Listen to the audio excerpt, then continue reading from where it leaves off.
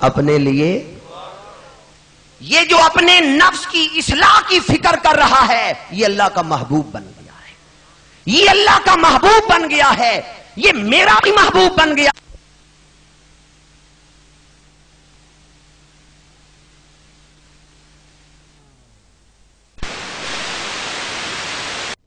کہ صحابی دعا کرو، اے رسول اللہ کے عاشق دعا کرو، وہ رو کے ہاتھ اٹھا رہے، یا اللہ جس نے ان کو بھیجا نا میری طرف دعا کے لیے، یا اللہ انہی کے صدقے، انہی کی نبوت و رحمت کے صدقے یا اللہ ان سب کو تقوی و جنت عطا فرما۔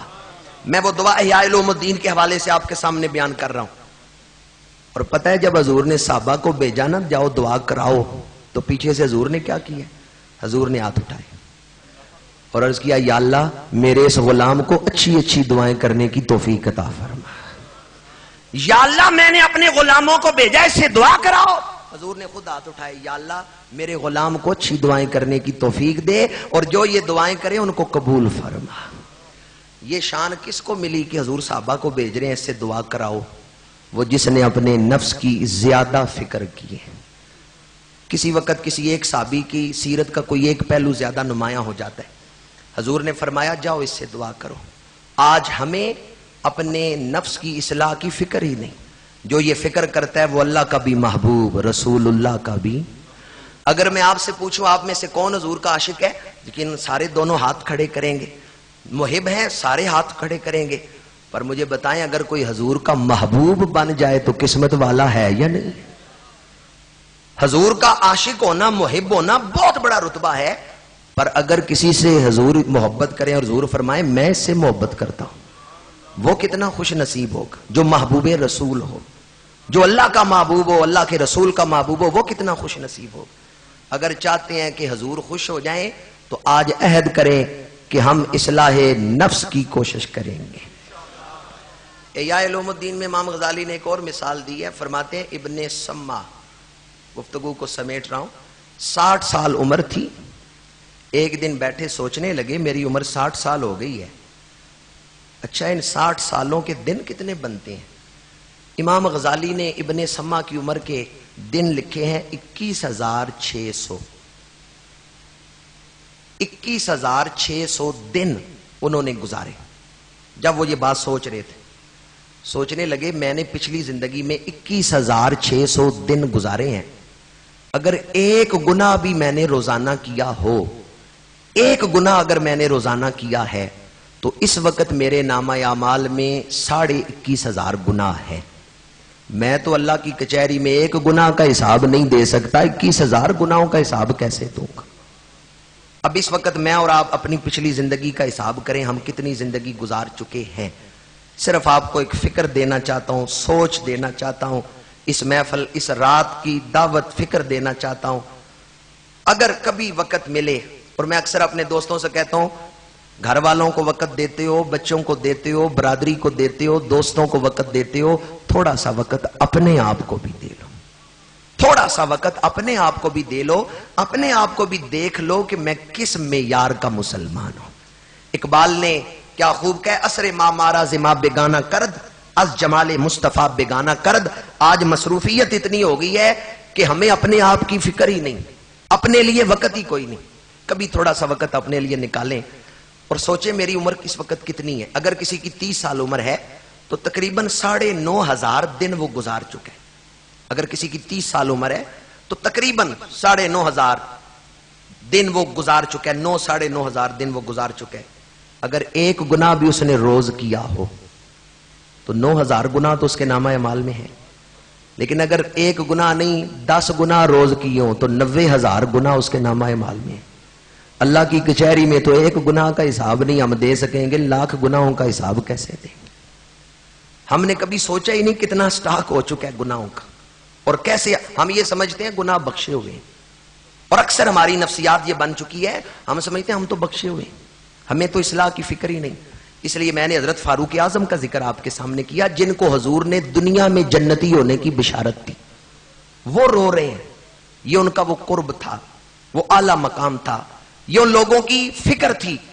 حضور کے صحابی جو بڑی شان والے ہیں، بڑے سے بڑا غوث بھی کسی صحابی کے مقام کو نہیں پہنچتا۔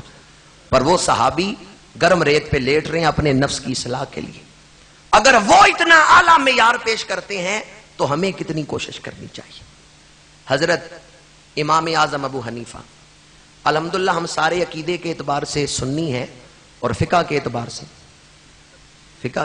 سے پاکستان کی اکثریت، پاکستان میں تقریباً 95% لوگ حنفی ہیں. اکثریت پاکستان کی حنفی ہے. امام اعظم ابو حنیفہ رحمۃ اللہ تعالی علیہ دکان پر بیٹھے ہیں، کپڑے کا کاروبار تھا آپ کا. ملازم کو تبلیغ بھی کر رہے ہیں، دین بھی سمجھا رہے ہیں. ملازم کہتے ہیں ہم تو دعا کرتے ہیں اللہ ہمیں جنت عطا فرمائے، اللہ ہمیں جنت عطا فرمائے. جب ملازم نے یہ دعا کی نا، امام اعظم دھاڑے مار کے رونے لگے. ایک چادر اتاری، چہرے پہ ڈالی، روتے ہوئے دکان سے اٹھ کے گھر چلے گئے. دوسرے دن پھر دکان پہ آئے. ملازم نے کہا حضرت مجھ سے کون سی غلطی ہوئی تھی کہ آپ روتے ہوئے چادر منہ پہ لے کے چلے گئے؟ فرمایا تو نے دعا کیا کی تھی؟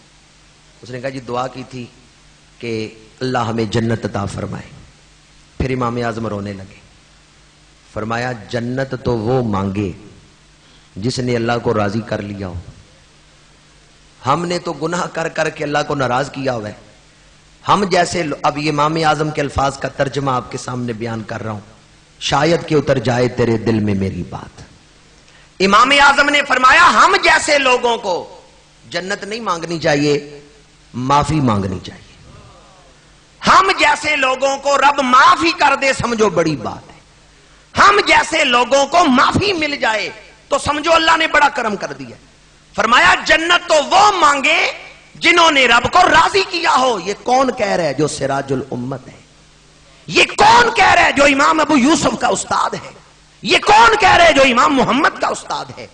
امام محمد کوفے کے بازار سے گزر رہے ہیں کہ یہودی دکان سے کھڑا ہو کے زیارت کرتا ہے، پڑھتا ہے اشہدو ان لا الہ الا اللہ الاخری پورا کلمہ پڑھا.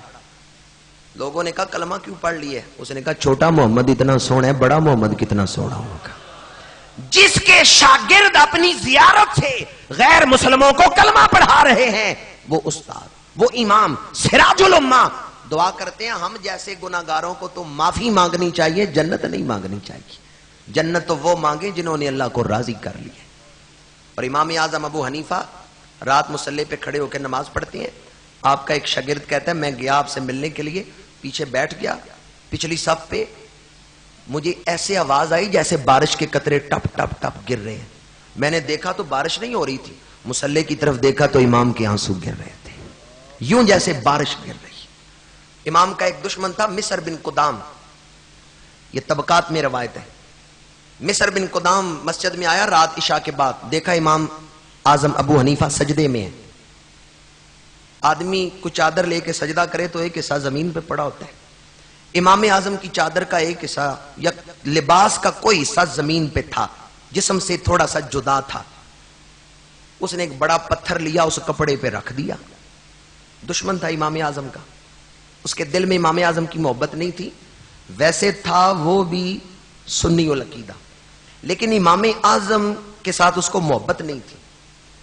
ابن قدام اس نے امام اعظم کے کپڑے پہ بڑا پتھر رکھ دیا تاکہ جب سجدے سے اٹھیں گے چادر کھچے گی پھر گریں گے، کپڑا کھچے گا پھر گریں گے. اس نے کپڑے پہ بڑا پتھر رکھا. امام سجدے میں تھے. فجر کی اذان سے تھوڑی دیر پہلے وہ آیا. مصر بن قدام کبھی اذان بھی کہتا تھا. اس نے کہا آج فجر کی اذان بھی کہتا ہوں، دیکھتا ہوں سنا امام اعظم رات بھر عبادت کرتے ہیں، آج دیکھتا ہوں ان کی کیا کیفیت ہوئی ہے. پتھر میں رکھ کے آیا تھا کپڑے پہ. اذان فجر سے تھوڑی دیر پہلے گیا، دیکھا امام اسی طرح سجدے میں ہے، پتھر اسی طرح کپڑے پہ پڑا ہوا ہے. امام نے ساری رات سجدے سے سار اٹھایا ہی نہیں. اس کا تو خیال تھا سار اٹھائیں گے چادر کھچے گی گریں گے، لیکن امام نے ساری رات سجدے میں گزار دی. مصر بن قدام نے وہاں بیٹھ کے معافی مانگی، پتھر کپڑے سے ہٹایا.